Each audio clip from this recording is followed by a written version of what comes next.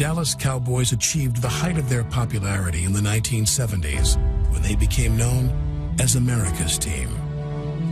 But by 1988, America's team had become the worst team in the NFL. That season marked the end of an era, Tom Landry's 29-year run as head coach of the Dallas Cowboys. And we lost so much that season. We lost, and I would cry after every loss. We just kept losing and losing and losing. And it seemed to me like everybody was okay with it. I would cry, guys would walk by and say, hey, don't worry about it. You know, pick up the check Tuesday. Clearly, the culture in Dallas needed to change. And on February 25th, 1989, Arkansas businessman Jerry Jones purchased the Cowboys from Bum Bright. He promised to rebuild America's team.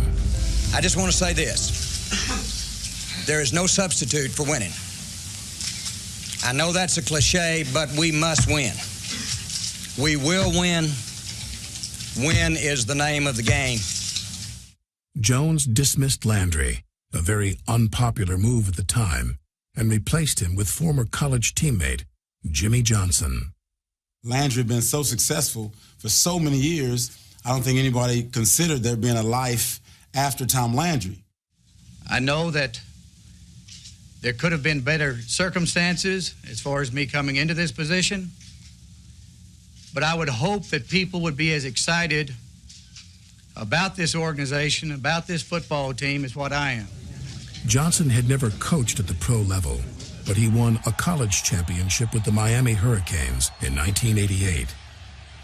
His star receiver at Miami was number 47, Michael Irvin. I had won a championship with Jimmy Johnson. So Jimmy did call me and say to me, I'm coming into Dallas. I pulled out that list of everybody that told me don't worry about it long as you pick up the check. And I said, Jimmy, he has to go, he has to go. He's not here to win, he's not here to win. I knew once we made that change, things would change. On about, let's go, Mike, go! The problem for Johnson was that the team he inherited simply wasn't very good. Welcome to Valley Ranch, Coach. It was a roster short on self-starters like Michael Irvin and number 40, Bill Bates. But Johnson and Jones had an opportunity to remake the franchise with the number 1 pick in the 1989 draft. Their target was UCLA quarterback Troy Aikman, but that was nothing new. Johnson tried to recruit Aikman out of high school, and then again 2 years later when Aikman decided to transfer from Oklahoma. Both times, Johnson failed. After turning Jimmy Johnson down twice, I have no choice in this one if they select me. And I didn't know how bad the Cowboys were, and I didn't know how good Jimmy ultimately was. I just knew that, man, this thing keeps coming back. I guess it's just fate. I'm going to play for Jimmy Johnson. That summer, Aikman got his first glimpse of life under Jimmy Johnson. Be under control. Be under control. Keep those hands up. Looking at me. Looking at me. I can't. So we showed up for that last camp, and we had a running test. And one of our young players, had asthma and made it through about halfway through the running drill and just collapsed. And Jimmy said he could never win with a guy that's not conditioned because he used to always say fatigue will make a coward of you. And so Jimmy, who was really on a tirade that entire day anyway, got in this guy's face and wanted to know what the problem was. You know, he'd had 3 or 4 months to prepare for this running test, and the young player said that he had asthma. And Jimmy quickly directed him over to the asthma field, and he never played a snap for the Dallas Cowboys. He kind of made us all feel like if we didn't do our job, that someone else was going to do it for us.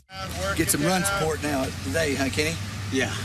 Working down. Start filling those lanes a little bit. Yeah, I got to change my footwork now. Oh, you'll get it.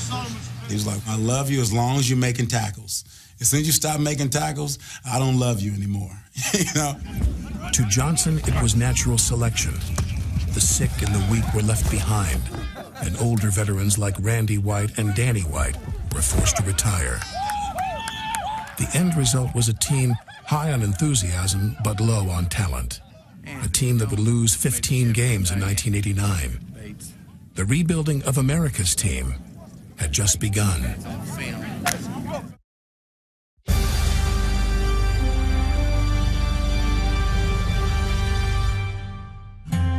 In Dallas, the 1989 season got off to a horrible start.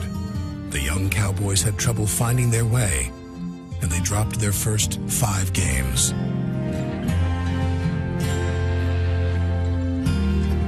worry about this. Can't go now. We'll do it again some other time, baby. Jimmy Johnson realized his young team was going nowhere fast. So on October 13th, he and owner Jerry Jones made a move that would alter the course of the franchise. They traded their only Pro Bowl player, running back Herschel Walker. I find out that we had just traded the only guy that we had on our team that was really any good. And I couldn't believe it. I don't know what we're going to get, what players we're going to receive. I don't know where our offense is going right now or what you're going to see on Sunday. In return for Walker, the Cowboys received 5 journeyman players, but more importantly, 7 high draft picks. One agent said it's the biggest trade he has ever seen in the NFL. As one owner said, it's a great train robbery. But whatever it is, we're happy with it.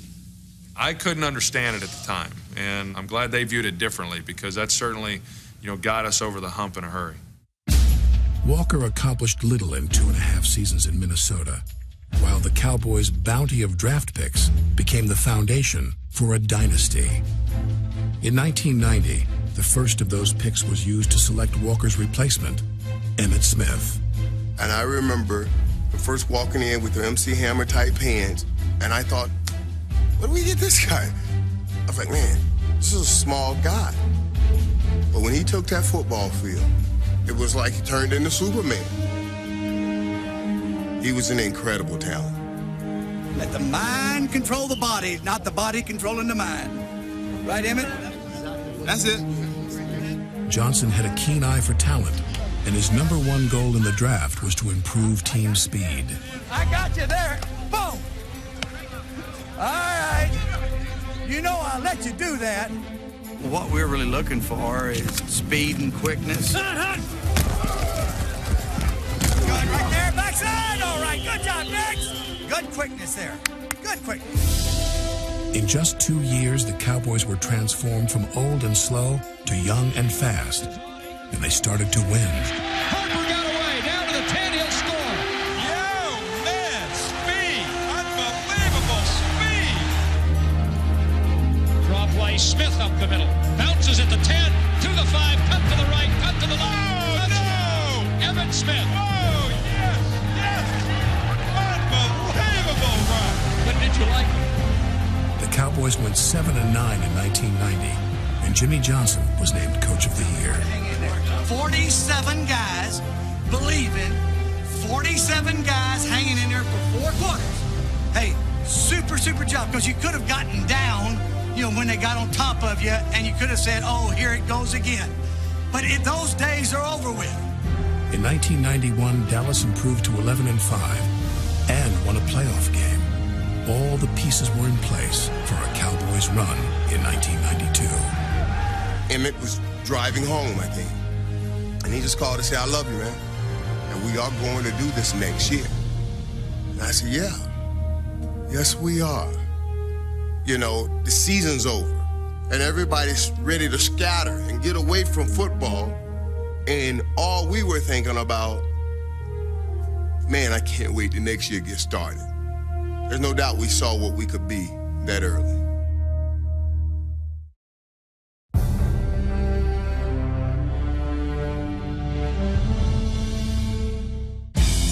In the spring of 1992, the Cowboys made a huge addition to their defense.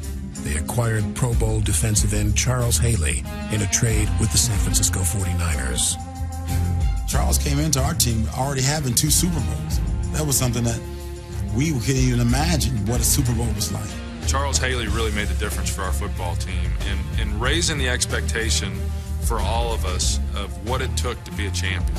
All right, Charles, that's your play all the way now. But there was a reason the 49ers were willing to part with him. Psycho problems. He's crazy. Charles is crazy for real, Hey, what you ought to do, you ought to call timeout, Don't go to neither side. I go in the middle of the damn field. Get down on both knees and Lord help me, please.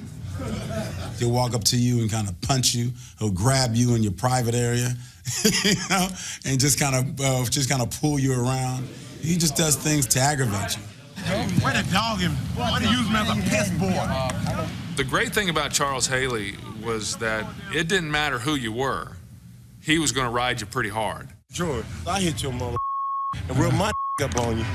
Just call you my. He wanted to see who could take it and who couldn't take it. Emmett want to try to joke you, Kevin. Let's joke Emmett.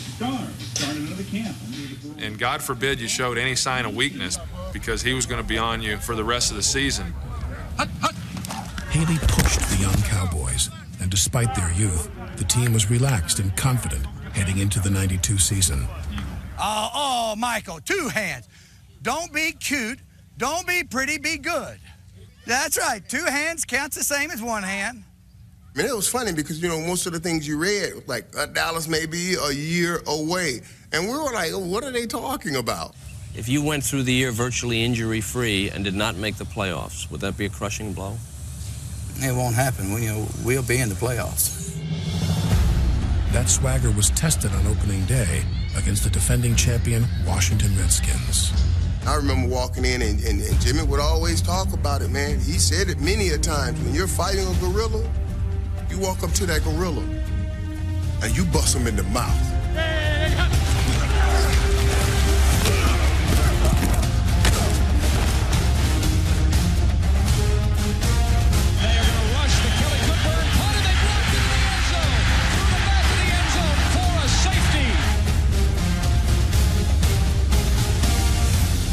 In their first 2 games, the Cowboys defeated the Redskins and the Giants, the last 2 Super Bowl champions. Deep ball left side, caught it. Spinning away Urban at the 15 to the 10, toward the goal line. Touchdown, Michael Urban. Hey, super job of believing, just like what we talked about in practice. When you ever go after a big gorilla, you don't ever hit him lightly. You hit him with everything you got. Yeah! After beating the beasts of the East, the Cowboys found it difficult to get up for the lowly Cardinals. That was before cornerback Lorenzo Lynch talked trash to Michael Irvin. This was little baby Arizona. We were ready to play, but Lynch really helped out a lot. We gonna get him. We gonna beat him up. He came walking by. Hey, Michael, what's up? What's up, man? I'm here. I'm going to be here all day. I'm going to be on you all day. And I was like, okay, Arizona's in town. Thank you for waking me up. I appreciate that. Second play of the game. Boop. Quick out. Throws the ball out. Nice catch. Urban on the left sideline, escaping to the 25. I go 87 yards for a touchdown. And Urban to the 25. And Urban gets a block from Novacek to the 5. And Michael Urban goes 87 yards. Touchdown, Cowboys. You know I'm running looking for Lynch. Where were you, buddy? I thought you were going to be with me. I laid into this guy all game long. Now I go back and I catch another touchdown. Deep ball on a hitch to Urban, and it's caught. Touchdown. Thank you very much yet again. I ended up catching 3 touchdowns. I had like 200 yards or something. And I was like, tell your coach to get you out of this game. You're getting killed in here. If you were on another team, you probably did not like Michael Irvin because he was so demonstrative out on the field. He just really would rub it in whenever he made a play. What I do? Make plays. Nothing but make plays, baby. I played against Michael in college when I was at OU and he was at the University of Miami, and I wasn't real crazy about Michael Irvin. But I will tell you, you could not have a better teammate. He showed up every day in practice as if he was running routes in Super Bowls. He was competitive. He challenged guys. He wanted the ball at the end of the game. Third down, just get me the rock. I don't care what play, get me the rock, I'll take care of it. He was the emotional lightning rod of our team. We don't let each other down. We're not letting each other down. Not this one, all right? Let's go, everybody, let's go. Dallas won 5 of its first 6 games, propelled by its star-studded threesome on offense: Emmitt Smith, Troy Aikman, and Michael Irvin. Michael, Troy, and Emmett were in the heyday, we all got a spot on that bench and watched that big jumbotron. We were getting our water, but we were peeking up, watching to see what they were doing, because we knew they were doing something special. Aikman handoff, Smith coming right, trying to outrun the coverage, makes a cut, gets it. Oh, he's still going. Oh, look at that! He's going to score. He's got the 5. It's a touchdown. Absolutely ridiculous. It should never have happened, but Emmitt Smith does the impossible. That is the greatest run I've ever seen in my life. Unbelievable.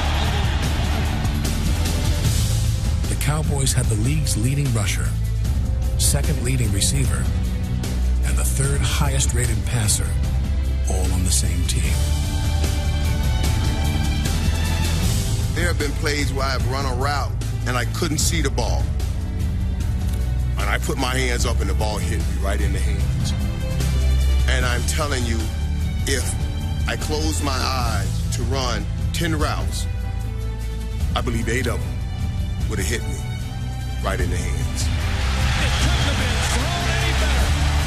Together they were known as the Triplets, and they helped make the Cowboys America's team again.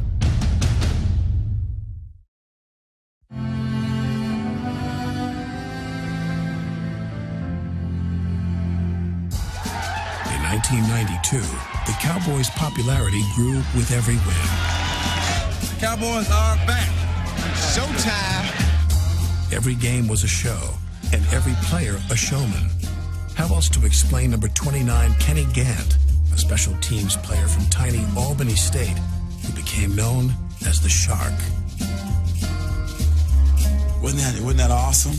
The kickoff team would line up on the 50-yard line, and Kenny Gant would be all the way back in the end zone, back there doing his little shark. By about the third game, they're playing shark music. It became a phenomenon. He would get hit sometime, not make a tackle, still get up and do his shark thing. You know, I said, Kenny, you just got busted in the mouth. But he took that spotlight and ran with it. By week 8, the Cowboys were the main event. 91,000 fans packed the normally half-empty LA Coliseum, many rooting for Dallas. I can't believe it. Look at all that blue up there. Not moving either. This is America's team, you know, and we were coming back to what made it America's team. Aikman handoff, Smith up the middle, breaks a tackle, comes right, punches it in, touchdown Cowboy. Emmitt Smith breaking a beheading tackle. We were putting it back on that pedestal where it belonged.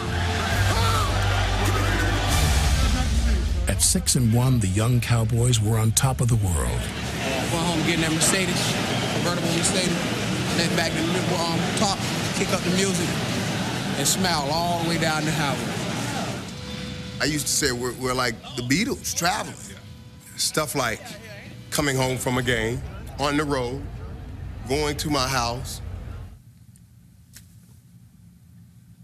and people are at your house. Women are in your house. What is this? I'm a big fan of yours, and where's your clothes? What are you doing? You know, it got to being like a traveling rock band. In fact, during the 1992 season, 11 different Cowboys had their own weekly television or radio program. You'd be better served naming the guys that didn't have one. You know, we had a number of guys that took advantage of their celebrity, I guess you could say. He was fine with all that. Jimmy wanted guys loose. He wanted them confident. He wanted them out having fun. And, you know, Lord knows he was. So I think that was key. Johnson gave his stars a little leeway, but not regarding the schedule. Michael Irvin learned this lesson when he arrived late for a team flight to Detroit in week 10. The plane trip. Yeah, I missed the plane. We were scheduled to depart, I believe, at 12 o'clock, and they said, well, we don't have everybody. And Jimmy said, who's not here? They said, Michael Irvin's not here. He said, shut the door, we're leaving. They said, well, he just pulled up in the parking lot. He's on his way to the plane now. He said, I said, shut the door, we're taking off. And that was that. We had just left Michael out on the tarmac. we knew that Michael was going to get there, but Jimmy was extremely upset. He was hot. You can always tell when he's hot. He can't stop moving his lip like, Michael, you're one of my star players. I'm disappointed in you. And you're not starting. Michael's punishment was sitting out the first series, which was 3 plays and a punt, and then he was right back out on the field, because one thing about Jimmy, he knew when a player could help us win, and he was going to get him out on the field, and then we were going to deal with the punishment later in the week. Irvin played and helped the Cowboys improve to 8-1. Deep ball. Oh, man, is this man wide open? Irvin caught him to the 15, to the 5. Stretches over the goal line. Touchdown, Michael Irvin. Jimmy Johnson would have to work twice as hard to keep his young team focused in the second half of the season.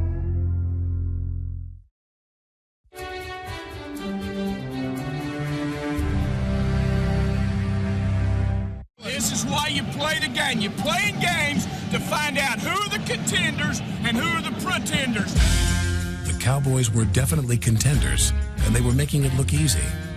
They beat the Cardinals and Broncos and blew out the Giants on Thanksgiving. To the 10, Smith to the goal line. Evan Smith. Happy Thanksgiving, Evan. This one's over. They were getting fat on success, and it finally caught up with them in Washington. Oh, man. Well, it's going to be a wild one today, I have a feeling. At 11-2, Dallas blew a chance to seal the NFC East title. He's in the end zone. He gets the ball batted, gets grabbed, sacked there. Safe grabbed in the end zone. The ball still loose. Grabbed by the defense. What's the call? Might be a touchdown for the Redskins. Let's see. It is. Touchdown, Washington Redskins defense. On the plane ride home, Jimmy Johnson felt the players weren't taking the loss as hard as he was. It was one of those flight homes that you better not say a word. You better not make a noise, because you just might not be here tomorrow. And he walked back and he jumped on. I don't know what I was doing. He jumped on me. Sit down, Michael. Don't you move. He just went crazy. He was just all in my face, and I wasn't quite sure how to do it, No one talks to you like that unless they're your dad. See, that's you can't lose here. Jimmy made it so uncomfortable losing. They made him miserable. In the regular season finale against Chicago, Johnson kept the pressure on, despite a Cowboys blowout. 25, he's got the 20, he's got the 10, he's got the touchdown, and he's got the NFL rushing championship for the second year in a row. The Cowboys had wrapped up 13 wins, the most in franchise history. But a sloppy fourth quarter, including 2 fumbles by Emmett's backup, Curvin Richards, put the head coach in a foul mood. Curvin Richards fumbled. Jimmy grabs him. Don't you fumble this ball again. You fumble this ball again, and he goes and fumble again. We have this game won. We killed Chicago. But Jimmy's still serious. No letting down here. He cut the guy the next day. And Curvin, you have to pay him. He'll get his ring. But Jimmy was sending a message. It's not to be taken lightly.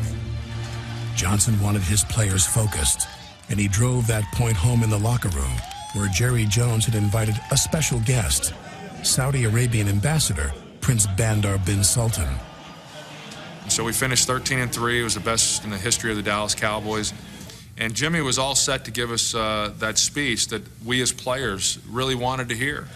And about the time he started into it, the door opened up to the locker room, and it was Jerry Jones walking in with Prince Bandar.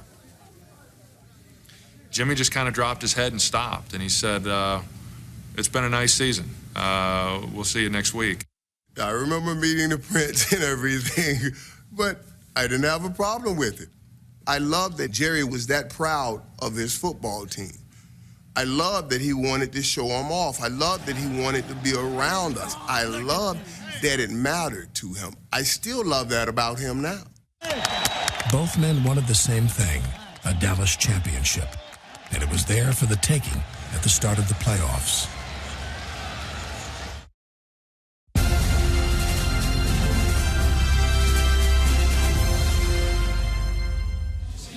Cowboy defense, y'all don't forget about them boys, okay? Don't forget about us, please. All season, the Cowboys' top-ranked defense was largely overlooked. That didn't change when the league announced its Pro Bowl selections. 6 members of the Dallas offense made it, none from the defense. We were the #1 defense in the rank. We were sacking folks. We were chasing teams down. No one could run on us. So Pro Bowl announcements, it was just ridiculous. The defense used the Pro Bowl snub as fuel for the playoffs. It was the Cowboys' first postseason game in Texas in nearly 10 years, and Ken Norton Jr. made the most of it. We don't get too many chances, baby. We don't get too many chances. Let's do it.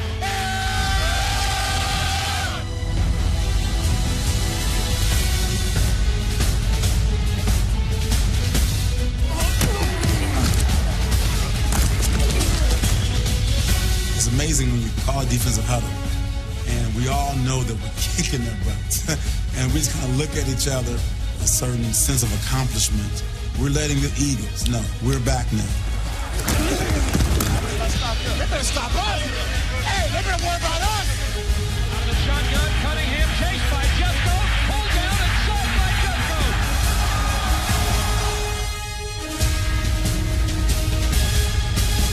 You showed them something today. How come we still don't have no defense? #1 defense in the league. How come we still don't have no #1 defense in the league. Dallas Cowboy defense, unconscious. Hey, super job. You are 1 game away from the Super Bowl.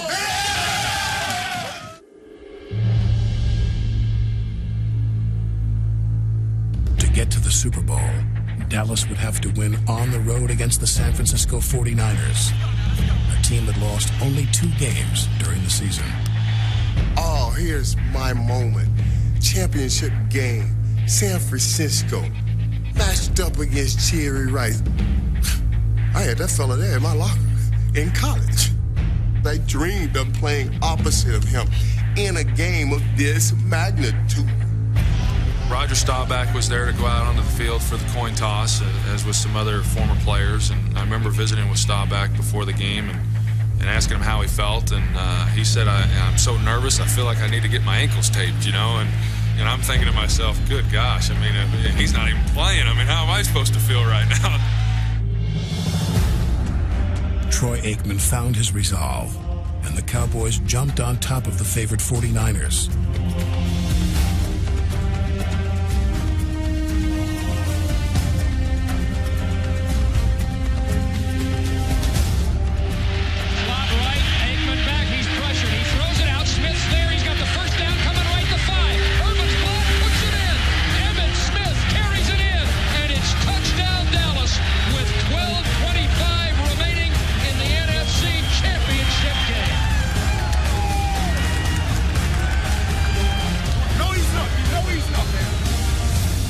What many saw as a free pass to the Super Bowl for the Niners, the Cowboys viewed as a passing of the torch. Young up under center, straight drop, one pressure coming, steps away, throws it, intercepted by Norton. And Ken Norton Jr., the leading tackler on the leading defense, comes away with the ball. We know that you guys are in a lot of tradition and history, but it's over now. It's our turn.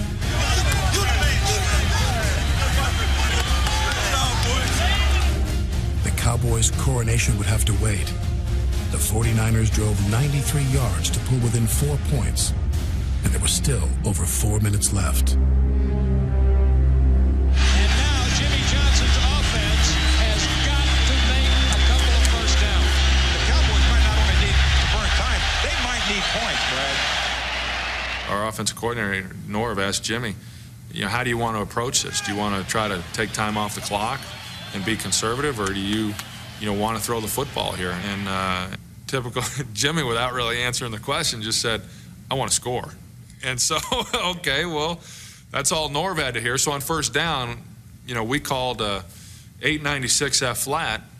We've got a post on one side and a curl on the other. Michael had been the guy running the post route. But every time we had called it, I had pretty much thrown the ball to the curl to Alvin Harper. So here we are, I call 896 F flat.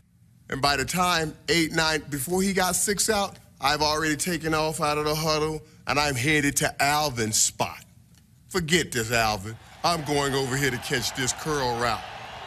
I'm thinking, hey, man, this game on the line.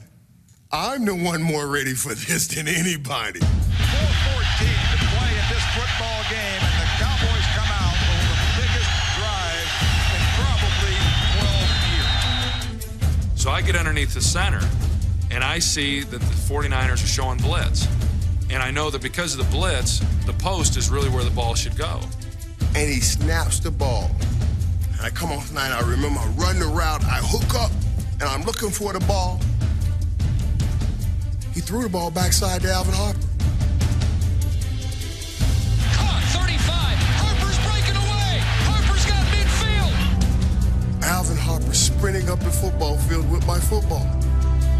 And I dreamed about this moment, looking at me sprinting up the football, and I was like, man, you blew it. You blew it. Harper's got the 20. Harper's got the 10-yard line. Wow. Oh, my, what a play. My goodness, what a play. Michael was just, as happy as he was that we made this big play, he was just sick, thinking that that should have been his ball. But what's interesting is I don't know that we get the same coverage if Michael had been the guy over there running that route. An Aikman touchdown pass to Kelvin Martin sealed the win and the NFC Championship. Touchdown! Touchdown, Cowboys! This team's going to Pasadena. The Cowboys are going to a Super Bowl. That was the great feeling. You believed you can do it, but you can't believe this moment's happening. You're going to the Super Bowl. Man, we are actually going to a Super Bowl. Fantastic, fantastic, fantastic. Every single one of you. I'm not just talking about these last 60 minutes. I'm talking about the quarterback schools, the mini camps, the training camp. Everybody, you did one hell of a job. And the only thing else I got to say is, how about them Cowboys? He said it, and we just roared, you know? How about them Cowboys? Those of us who were in the lean years remember the 1-15s and the Redskins and the Giants and the Eagles just killing us and saying, the Cowboys are nothing. And all of a sudden, Coach broke out with, how about them Cowboys? How about those Cowboys now, That's what he's really saying. How you like us now? Troy Aikman had a near-perfect day, completing 13 of 16 passes in the second half. But Jimmy Johnson proved once again that no star is more important than the team. There were a number of interviews that I was asked to do following that game against the 49ers, and so I was trying to accommodate as many people as I could. And I finally got showered up, and I went to go get on the bus, and the bus is pulling out and leaving. Jimmy, like he had done with Michael Irvin earlier in the season, they said, Coach, Troy's not on the bus. He says, I don't care. Shut the door. We're out of here. I mean, we won the NFC Championship game. We're going to the Super Bowl. And Jimmy still wouldn't wait for me. I had to ride the media bus to go get back onto the plane.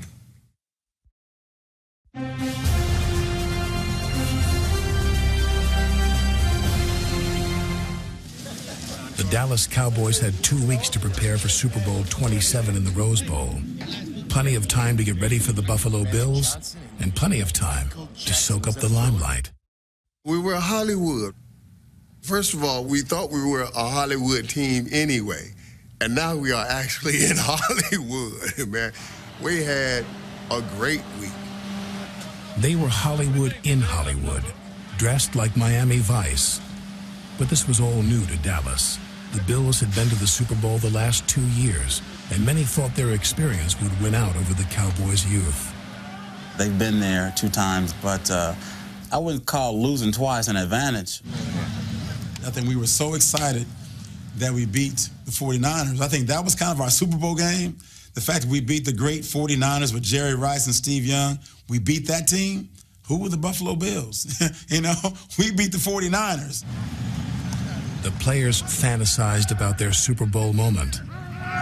It's a wobbly pass. It's picked off by the shark. But nothing could prepare them for the moment when Super Bowl Sunday finally arrived. when we hit that tunnel and those 100,000 people, and they were right here. And it seemed like that whole stadium was right here. It's like my knees slipped. They just buckled. Oh, you got butterflies or something. That's big, right? It is big. It's awfully bright out here. Oh, yeah. It's a lot of damn people, huh? I looked at him. I said, did you feel that? He said, yeah. Shut up. Because we knew if they knew we were nervous, then the whole football team was in trouble. Let's give them what they come to see. Let's give them a show, baby. The Cowboys quarterback from UCLA, number 8, Troy Aikman. When I was introduced and ran out of the tunnel, I had this wave of emotion and really what this game was all about and how different it was. In the biggest game of his career, Troy Aikman delivered an MVP performance.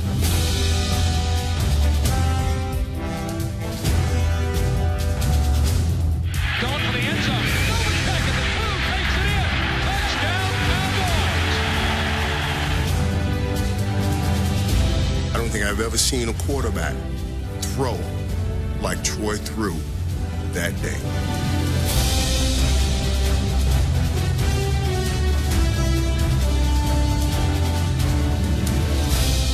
Like no one is going to stop this from happening. Aikman passed for 273 yards and 4 touchdowns, 2 of them to Michael Irvin.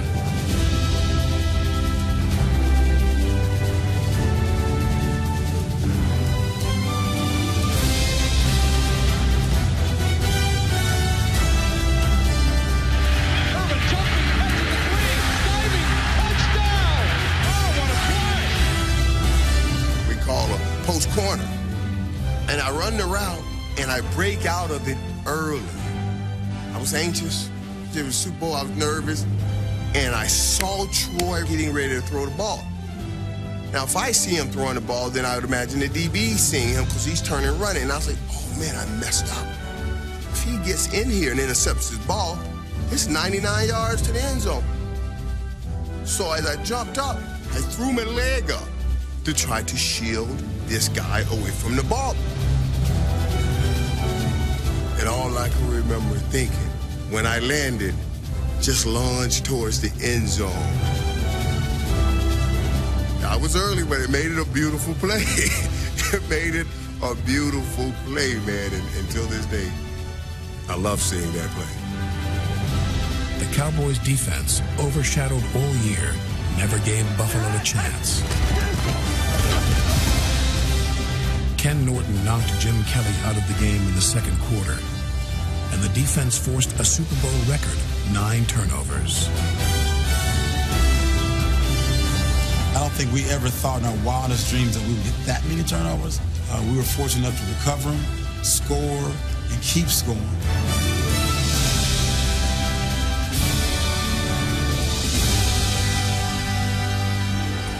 In the end, the only mistake the Cowboys made was celebrating a little too early. Sacked by Jeffco. And fumble. And Leon West picks it out of the 40. Take a look out. Here he goes. Here comes the 10 to the 20. Go ahead. Oh, Leon West has it knocked out of his hand. It's a fumble. It's a fumble. He had it knocked out of his hand. It's not going to be a touchdown. No, it's not. Leon came to the sideline, and I said, man, what happened? He said he was watching the Jumbotron, and he was trying to do Michael Irvin, where he put the ball out across the goal line. And he didn't see Don Beebe. Don Beebe caught him from behind and knocked it out of his hand. Oh, Leon. And at the time, it would have been a Super Bowl record for points. For 52 of them, it's hard to be upset about that. At that point, we were so happy because we realized what had happened. We were going to be champs. The Cowboys are back on top of the mountain now. They were there in the 70s, fell off in the 80s. They're back on top now, and they should stay there a while. Wow. What a ride it's been. Troy Aikman's the MVP. Jimmy Johnson's taken his team from the absolute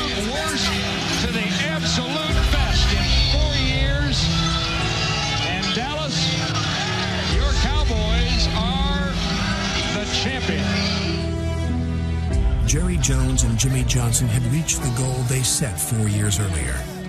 America's team was a champion again. For me, when you're a number one pick as a quarterback, you pretty much understand that that organization drafted you to win a world championship. I just remember thinking, no matter what happens, I came through and delivered what I was brought here to do. It was a great feeling and a great thing to be a part of.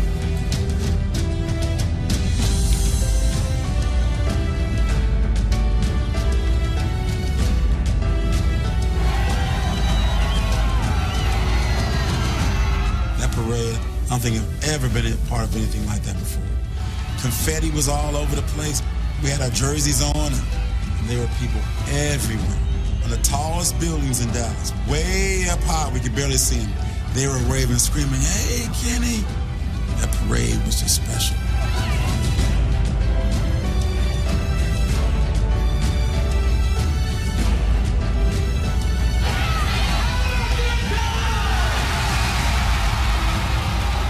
We were more than a football team. We all started at the bottom, and we worked it all to the top, together.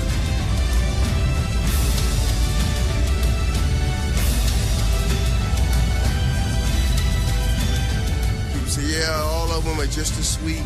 The second one was as sweet as the first, and the third one was as sweet as the second. All of those are lies. There's nothing like the first one. Nothing. That was our first time saying we were champions. There's nothing like it.